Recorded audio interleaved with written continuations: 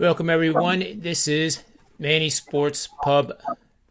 Irish Pub Sports Betting Show, and I will get rid of the golf here. I wanted to do that for Max on record, but I'm your host, John Ryan, and this guy, I think you'll recognize if you watched any of the shows, is Jesse Scholl. He's going to be joining me. Rob Veno is expected on, possibly Tony Mejia. It's Super Bowl week. Our schedules are just absolutely crazy. I feel like I haven't slept in about 4 days. Even though I think I've taken naps, but I hate that word, Jesse. Nap just sounds like you're weak. Like you go to sleep or you don't. You don't take a nap. Hey, what's I don't a know. nap? If I go to the gym for a couple hours, I reckon I deserve a nap afterwards. And Yeah, if you go to the gym for a couple hours every day, nobody's gonna say too much when you say the word nap. it's true. Good point. I have a Peloton. It serves me pretty well. And that stock's been flying. Apple's probably going to be buying them out. But there was a lot of requests for my golf stuff. And I have not, honest to God, I have not seen the leaderboard at all. I will see it. I'll watch the golf tomorrow for sure because the week now is just about over. We have all the shows done. I was on Bet On It with Ralph Michaels and Kelly Stewart again. That video is out with the video clips and just a lot of shows, a lot of written content. In fact, there's 4 basketball free picks that are 3% grades that I wrote today. They're on sportsmemo.com/news. So there's some free picks right there, guys. So I don't even know where to begin. You can probably tell by looking at me. I probably look like I've been smoking something, which I don't do, but I am feeling pretty pleasantly tired. It's not a bad tired; it's a good tired. But if Max on record is in the chat room here, I'd like to know who's leading and if these picks are any good. This is what I put out every week for those that don't know, and you use this board to create your DraftKings lineups. So it's a little guide, and Tony Mejia's favorite golfer, Pereira. I can't roll R's, but he can. He made the list. So I almost hope that he comes on to see this Phoenix Open list. We can always come back to this. But the names are all pretty familiar. There's not too many here. Seamus Power had a real good week last week. Patrick Cantley was there.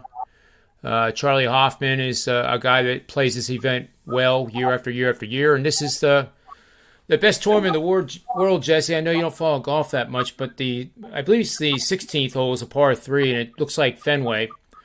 The stands it's permanent stands. It's a stadium, and there's a par 3 inside the stadium. The only thing it's lacking is a dome. But the crowd goes crazy. They drink incredible amounts of alcohol, most of them. I don't want to make it a universal truth, but there's not too many in that stadium that are not indulging at a pretty high level.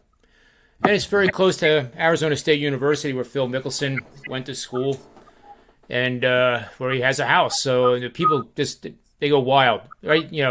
They tee the ball up. Sometimes they get quiet, but most of the time they're yelling and screaming while the guy's swinging.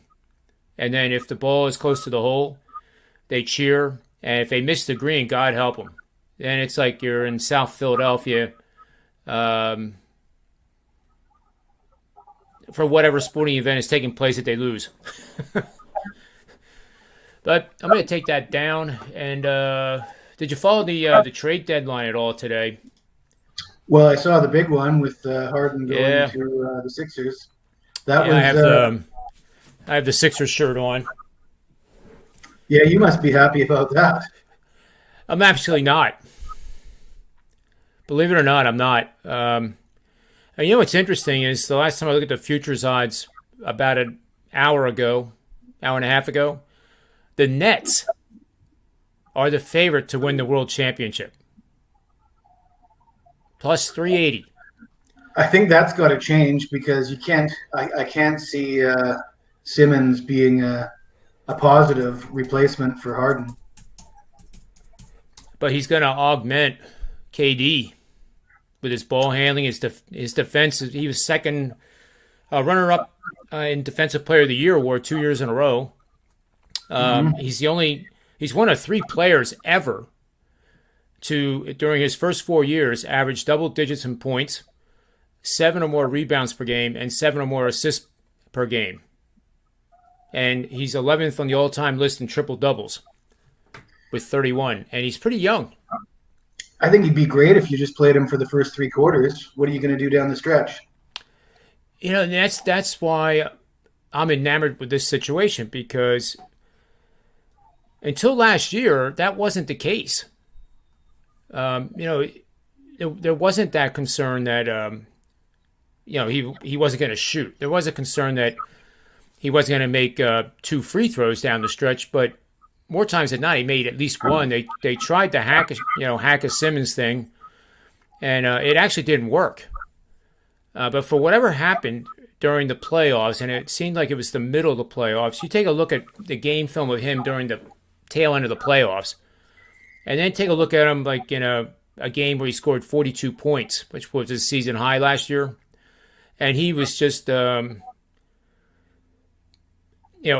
taller version of LeBron, but not as big. But everything was just get out of my way, and I'm going to slam this in your face. And that aggression disappeared, and nobody knows why it happened, why he passed up a shot there, and that everybody remembers. But we're going to see. We're going to see. I just can't even imagine a 6'11" point guard who doesn't turn the ball over, who's an excellent defender, playing with Kevin Durant. Well, the jury's out, right? But I knew you'd be surprised. I am glad that the Sixers didn't have to give up Maxey. He's a kid from Kentucky. He's 21. I mean, he's a budding potential superstar. And he'll probably be running the offense even though Harden's there. And that's good for Harden, because then Harden doesn't have to bring the ball up every time, like he sometimes had to do with the previous teams. He would always have to bring the ball up because nobody had the ball handling skills that he had. But it is interesting. I'm bringing up the. Do you think they're bringing Harden in like a Jimmy Butler type of guy just for this year's run, and then he's going to be out of here next season, kind of thing? I think so. I mean, it's a similar situation.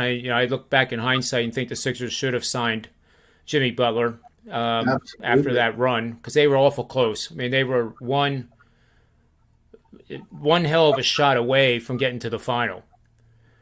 And that was the shot that, what's his name, made by Milwaukee from the corner at the buzzer. Game 7. Wasn't it Kawhi Leonard, Toronto? Oh, it was. You're absolutely right. Yep.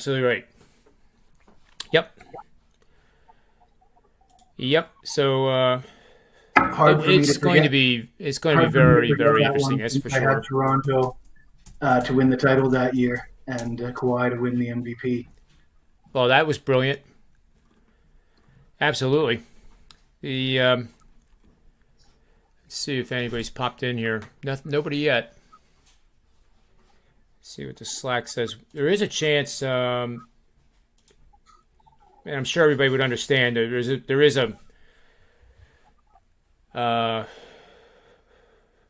reading what's going on here. The flights can be late. Getting to the hotel can be delayed. But I do know for a fact that we will have a Manny's Pub show tomorrow with Tony Finn, who has media credentials, and should be able to have some pretty interesting commentary from some people we probably never ever talked to before in our lives. So I hope we're able to pull that off. That should be very, very exciting. But we'll see if he can come on now. He's on Sports Grid tonight. And I always, being East Coast, I'm terrible with the time with my friends that are on the West Coast, such as yourself, you live in Vancouver. So he's on the show with Gabe. Sports Rage? Yeah. I'm pretty sure. But we'll see. Yeah, Gabe's show, I think, is quite late, like really late. Well, he says 8 to 9 tonight, Pacific Standard Time. and that would be 11 to 12 midnight my time. Yeah, which is quite late. That's quite late for I know us it's way East too late for Coasters. you.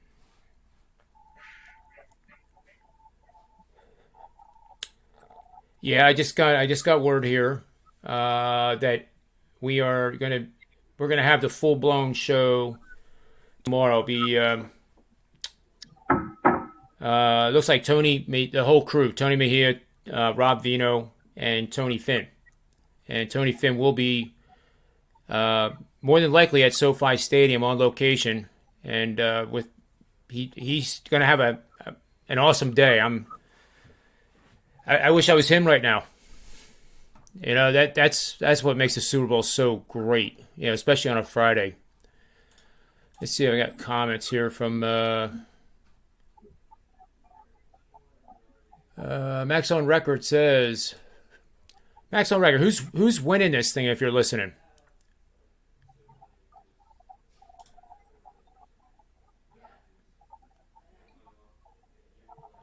So yeah, Max on Record agrees with me, Jesse. Except he doesn't know how to spell Harden.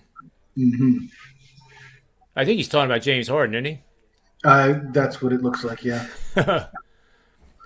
Little Thibault, there you go. See, that's where I think the Sixers kind of blew it because Matisse Thybulle is one of the best defenders in the NBA in his own right, and the combination of him and Simmons on the court at the same time you could see the potential last year. And let me ask you this, John. Can you think of one example in professional sports where somebody's confidence has been absolutely destroyed to the point where Ben Simmons has been? His credibility, his confidence, and basketball being a game that is where confidence is so important. Can you think of one example where somebody's been able to come back and just dominate after suffering such a crushing blow to their confidence? Because I can't think of anybody myself. The Sixers actually had one. I forget what his first name was, but the last name was Fultz. Was it in the 60s? Marquise Recently. Fultz? Yeah. Yeah, I mean, I would say he was worse. It was so bad that first overall pick out of Washington, and he was just worthless for 5 years. And he or is, something. yeah. And I think that situation was worse than the Simmons situation now. So He's still not evolved into what you'd expect from a first overall pick, though. No. Like, I mean, But if Ben Simmons evolves into what Marcus Fultz is now, that's not going to do the Nets any good. no, but it's a totally different type of player. You're talking about a smaller shooting guard versus a guy that can run an offense. It also took him several years to overcome it, right? And I'm like I'm saying, for this year coming into, to make the Nets the favorite in the playoffs, he's got to flip that switch from, completely devastated to back to his A game. I don't think I've ever seen that done at that level of a player that's supposed to be a top 10 player in the NBA. Yeah, it's going to be. I always remember what LeBron James said, and he doesn't give too many accolades to too many people, but he did say, with Ben Simmons present in the conversation, that Ben Simmons could be better than him. And I thought I started seeing that start to evolve the first half of last season. Maybe 3/4 of the regular season. When Embiid was resting or Embiid was hurt, he pretty much put the team on his back and they won. And that's the part that everybody forgets, especially in the city of brotherly love. They definitely forget those days where he'd make these unbelievable passes. He's 6'11". He has great vision of the court. He's not dumb. His turnover ratios and to assists is remarkable. It's almost like I don't care. Like if I'm a Nets fan right now, I wouldn't be bummed about this in the least because you have a situation now where if they can make it work with Kyrie, and if they get the by the playoffs, it's possible that this COVID situation will change and evolve, and Kyrie can then play home and away games. Hasn't it already been resolved? I thought I heard a rumor that it was already resolved. And the governor, the mayor of New York City, I think, said that they were going to they were going to take away the mask mandate for schools. It's my understanding. I didn't hear if they, eliminated the whole thing so that Kyrie can play home games. But you may know something I don't. Well, I definitely read an article that suggested that either they've already done something that will allow Kyrie to appear in home games, or there's speculation that they are about to. But the idea that he will be available for home games shortly is something that's certainly a possibility, at the very least. Yeah, I mean, honestly, my take on the whole thing is, Kyrie can run the offense as well, right? But they're going to be better if Simmons does run the offense, assuming that he's going to be able to play. The team passing was so much better when Simmons was on the court, instead of getting those isolation plays that the Nets do, and the Lakers get in isolation plays, and everybody stands around, nobody moves. And that's why the Lakers and the Nets have been losing.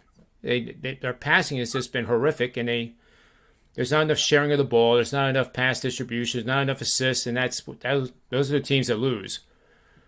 So if we see in the beginning of this that the assist to turnover rate is improving, and there's more scores in double digits, then the markets are right. Then the Nets are the team to beat for the championship. And wouldn't it be just absolutely nuts to have the 76er fans and that organization watch Ben Simmons put on a world championship ring? I mean, I don't know who's right or wrong with the whole situation. I just, as you said, I like the story where we're talking about like an underdog. There's no reason to hate anybody on the planet. But I tend to, like the skier for the U.S., world-class skier, her name escapes me right now, but she's skiing tonight in the Super G. And she didn't really start doing, these speed events until a few years ago. But, she's wiped out twice in the first two events that she's really good at. And she's got her confidence rattled, I'm sure. She's dating a guy from Norway who was the favorite to win the men's downhill. He didn't even medal. So that poor couple needs some good news. Well, he did. He came in second in the combine, the Alpine combine, after the downhill. I don't know if you call it a failure when you lose by 0.4 of a second. But he was the favorite to win it. He didn't win a medal, but he bounced back. So I tend to hope those people like her in that situation tonight, I want to see her, just kick butt and win the gold. And I think that's my whole issue with Simmons and those types of people, that when they're, down on their luck, I just want to see them, get up by the bootstraps and strap it on and do it for them, not to show the world that, oh, you guys are wrong. When you start doing it for yourself, that's what I hope Simmons does, and we're going to see the real talent. I think that's my take. An answer to my own question. I was trying to think of an athlete who had been down in the dumps and lost all his confidence that was able to respond immediately. And looking back on it, I can think of one example in the NHL in the Stanley Cup playoffs. I think it was 2010. My home team, the Vancouver Canucks, were playing their rivals, the Chicago Blackhawks. They were up 3-0 in a best-of-7 series. Then they lost the next 3 games, and the series went to a Game 7. And the whole town turned against their starting goaltender, a guy by the name of Roberto Luongo. I don't know if you're familiar with that name. I do recognize that name, yep. He's known as one of the better goaltenders in the history of the NHL. And confidence in him was so low that they took him out, and they started, for a key game, they started the backup. And so they took him out of the starting position, and the backup got injured, and he had to step in and he was phenomenal after he got his job back. So there's an example of a guy who lost all his confidence and was able to come back. And I think we might have missed the number one. Certainly Tiger Woods. Now that's not a confidence thing. That's just a massive injury, and he's had God knows how many back operations. But now, after everything that he's endured, now we're at the point where we probably see him at the Masters and a few other events. I watched that on TV when he was playing with his son. His son's incredibly good, Charlie. But you could tell he was very gimpy on that leg, and as he said in the interview, he's blessed to even have his real leg. The surgeons put it at a 50-50 proposition, and that's some scary stuff. But he came back and won that Masters, and that's another amazing accomplishment in his career for sure. A little bit different though. It's not a psych out thing, but golfers do get the yips. Those 3 and 4 footers when they get into their older years. But I can't think of anybody off the top of my head that has it now, like a severe case of it. But other than that, I can't think of. Alex Smith, he had that horrific injury. He made a monster comeback. I think a lot of guys with that severe an injury would have just packed it up. And maybe to a certain degree, he was nuts to try to come back. But anyway, it's exciting times because we have something to look forward to now with the NBA and after the All-Star break, it's going to be really good. And it's just going to be, are the Lakers going to make the playoffs? I've never seen a Lakers team. No team in the history of basketball that won the World Championship is under 500 this late in the season. And then you got, AD's pointing his finger at LeBron. LeBron's, mouthing off to the reporters now, and it's a mess. And Russell Westbrook, I guess I was going to mention that. Is that the worst case scenario for Ben Simmons, Russell Westbrook? I don't know. You mean the Nets would pull him, or? Well, just look at what happened to Westbrook. I see what you're saying. Yeah, a couple of years ago. Yep. And now he's the laughing. They're playing as cold as ice on the jumbotron, and he's going to the league to make them stop. It's a joke. The whole world is laughing at Russell Westbrook, and 2 years ago he was, MVP GOAT conversation. Things have changed dramatically for him. That's a great point. That probably is more significantly worse than what happened to Simmons. Simmons was just kind of booed on the court, but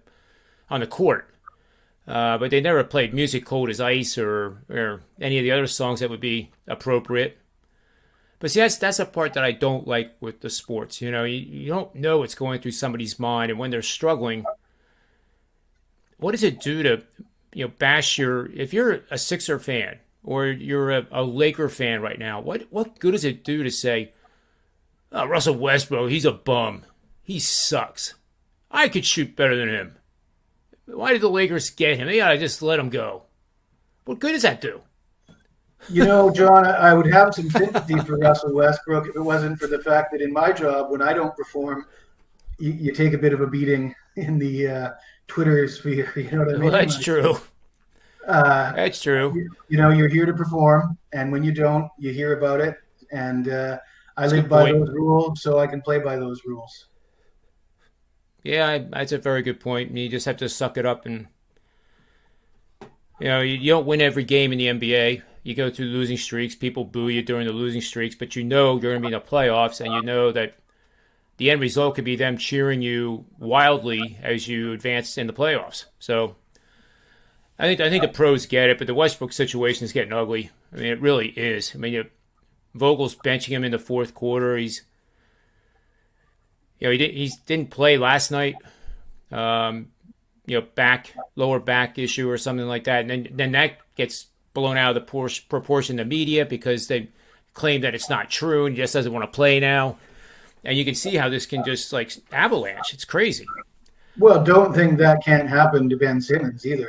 That's maybe his ceiling is winning a championship with the Nets and forming a better big three than they were with Harden. But the basement is certainly, you know, the Westbrook treatment. I mean, this could happen if he can't get his confidence back. And it's not going to take long. If he gets off to a rocky start, they'll be playing cold as ice. That they'll be all over him. The media is not going to be kind to this kid at all. That's true. Sometimes you gotta sleep in the bed you made. But let's answer some of the guys here in the chat room. Barry O'Brien here. Welcome to the show. Any thoughts on where the Super Bowl line will close? I think it's going to close right where it is. If anything, I think the 4.5s will go away, and you'll get.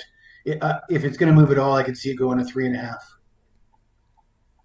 Because I think the last day bettors take the underdog just for the sake of taking the underdog. If the undecided, I'll take the points. Yep. Let's see who else we got here.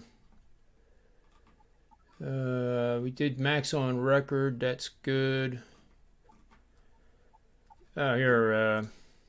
And I answered this. I typed it in the chat room, but this was a good question. Now, what I've been hearing is that he is in game shape. Now, I don't know if that means he's been shooting threes all day long, in on a court somewhere. That part I don't know, but physically, I've heard that he could play at any time, and it would not be any issue with getting into game shape. Well, isn't the knock on Simmons that he was never working on his shot? He was never working on any of those things. Like, you ask, is he currently working on his shot? Well, he hadn't been for the last 5 years. So, why wasn't he? What's crazy though? Circling back to Simmons here. What's crazy with the whole story is that he holds the NBA record for most free throw attempts in a quarter, and it was his. He didn't play his rookie year. I forget what the injury was, foot or something, but that was Embiid. But whatever the case is, his first year was technically his second year, but it was his rookie season. And he holds the NBA record for most free throw attempts, and it was the first quarter. So it wasn't, hack of Simmons, but 24 attempts in a quarter. He made... it was like between 58 and 62%. So for your rookie guard, and this is where I kind of point the finger at the Sixers organization, nobody knows if Ben Simmons refused training and help. Nobody has proven that to anybody. But at that time, in his second year of his career at the Sixers, that was the time to work with him. That was the time to get a shot specialist type coach in there and say, here's. But no, Philly media just runs with it and says that he's so dumb that he's shooting with the wrong hand. That's really what they were saying. But I just thought I'd throw that out. And well, it's a bit of a pattern too when you got Foles dealing with the same thing in the same organization. Is that a coincidence or is that just bad luck with drafts? They're number one picks, both of them. Well, it doesn't reflect very well on the management. It doesn't. But I assure you, they never will say that we're accountable for what happened with Ben Simmons. They will never in a million years say that. And the other thing is on YouTube, and you guys that are listening to this right now, you can Google him. And there's a warm-up right before a game, and I happened to be at that game. I didn't take the video, but I saw it with my own eyes, and I thought, wow, this is good. This is good. He's standing in the right corner, and he drains 9 threes in a row. The warm-up where they have, a trainer-type guy just kind of casually sticking his hand in his face, to kind of simulate, some form of defense. Now, granted, it wasn't game conditions, but the guy shot 9 in a row from three-point territory. So, where is the coaching? Where is the nurturing of that? You'd think you'd be all over it, but it didn't work out. It was a marriage that never got to the altar, so to speak. Let's see what else we got here in the chat room.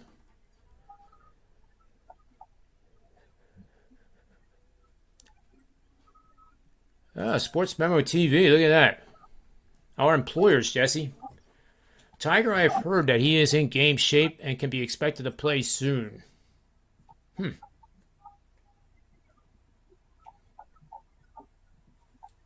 Well, I think that's about Tiger Woods, I guess. All right, I think answering the guy named Tiger who was asking about Ben. I think that's in response to the is Ben Simmons working on his game question from a guy named Tiger. Yep, that is a question. I actually typed that. I saw the Sports Memo. I didn't realize I was on the Sports Memo feed, but we are simulcasting this to like 6 different places. Mm-hmm. And then Tiger John here says, that was my exact point, Jesse. You clarified for me. You always heard Larry Bird taking hundreds of shots after practice. Well, not just Larry Bird. I mean, any great shooter. Yep. Steve Nash, MJ. I mean, guys that win 3-point contests, guys that are super. You know, if you're in the GOAT conversation, you're not there because you're going to the bar after work. It's true. Well, I guess for now we'll go to the best bets, you and me, and then if you're just tuning into the show here, know that we're going to have the full-blown Super Bowl show tomorrow afternoon. I believe it's going to start at 5:15 Eastern Standard Time. The scheduling, I guess, when you have media credentials, I guess you have to wait and see how the day's going to go. I have no idea what that life is like, but we'll be certainly grateful for the time and the information and just the experience of being able to see Tony Finn at SoFi socializing. And that's pretty cool. So he potentially could have quite the conversations with a lot of people that we probably would never have a chance to even talk to. But the atmosphere is going to be crazy. Friday is the beginning of the end for the Super Bowl, and that's when the thing really gets into high gear. And I'm sure everybody will be properly hydrated. But what do you think for a best bet for our viewers, Jesse? I've got something special planned for best bets. All right. Okay. Some of you might know that I was really hot with my basketball last week, and really all year since the year started. At one point, I was 17-0, college and NBA combined, but I've hit the skids a little bit here. I've lost, I don't know how many in a row, so many in a row that I don't even want to start counting them.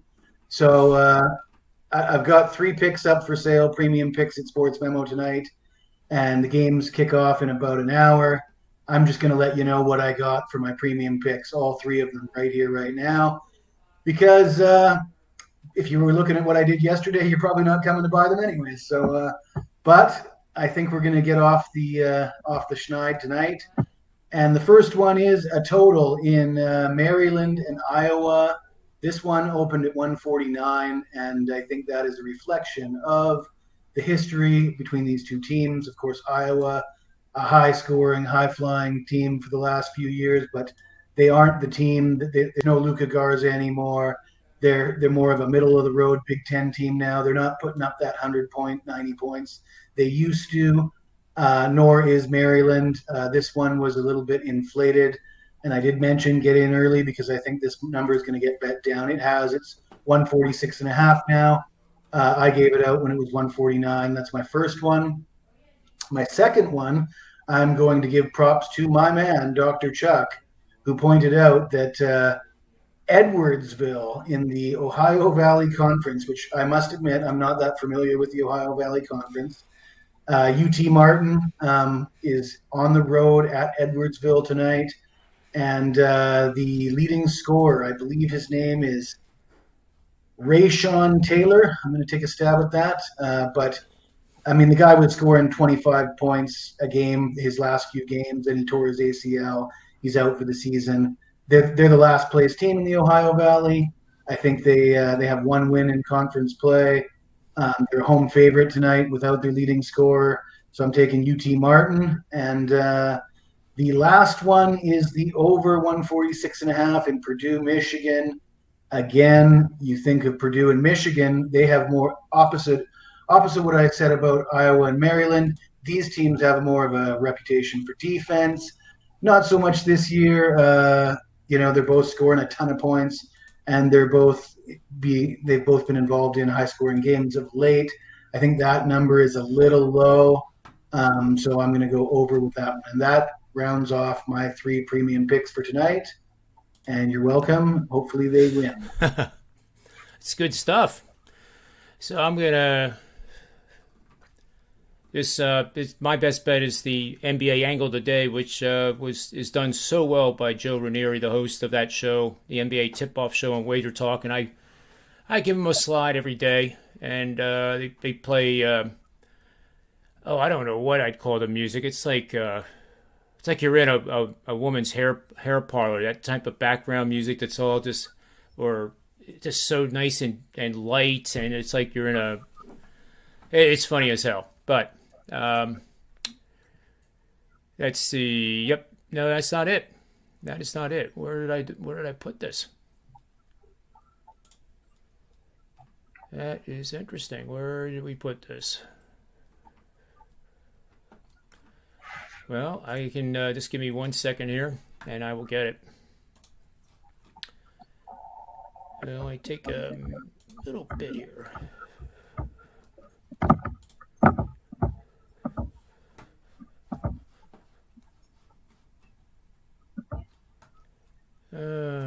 Well, I can read it. How about that?